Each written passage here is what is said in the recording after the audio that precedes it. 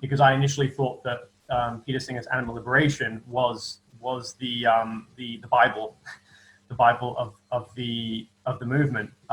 So I think that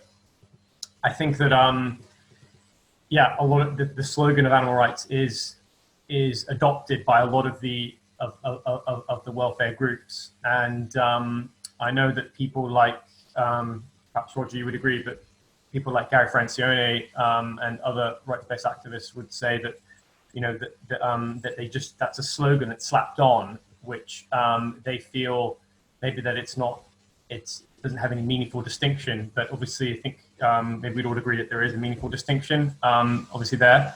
But I think it comes down to it because people just discovering the information on animal rights and the theory a bit more. That's a bit more kind of easier to kind of understand, and they can learn a bit more about it. Which is, I think we're in a position now where the work that Roger and Jeremy do and others, it's becoming more available, but it hasn't quite pierced through, I guess, to a lot of the current rhetoric in the animal advocacy sort of circles, which is a challenge for us all, I suppose. But I mean, in that, Tom, you're basically saying, to kind of subparagraph all that, is that the animal rights movement doesn't know much about animal rights, which is a weird thing to me. I mean, like our lead philosopher doesn't believe in rights.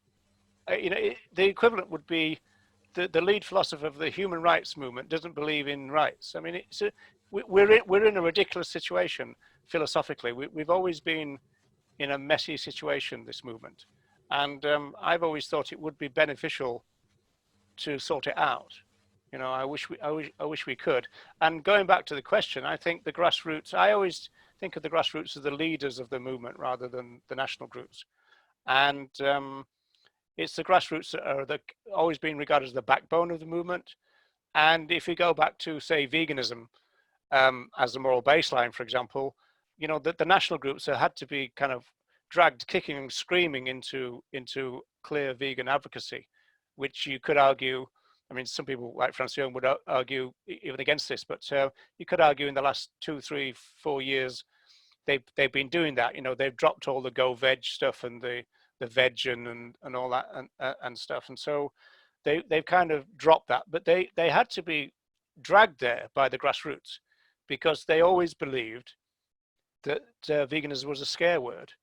And the same goes, and this goes to what Harold said a while ago, is that they gradually began to think that animal rights was a bit of a scare word and it's too radical.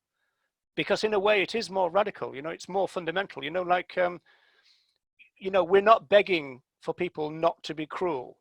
And the term, as you will know, Tom and Brad, in the conversation, the term that I hate most in the movement is mercy. This idea of mercy for animals, I absolutely detest that. And whoever thought of that as a group name wants shooting, in my opinion, because we're not begging for mercy. We are demanding the respect for the rights of other animals. Animal rights is a demand. It's not a question of oh, please don't be cruel. Please have mercy. Please be an animal lover. I mean, these to me are kind of weak positions, whereas animal rights is very clear and very strong, and it's other animals are rights bearers, and if we use them, that's a rights violation. I think that's a very strong message. It's just a shame that very few of us are prepared to propound it.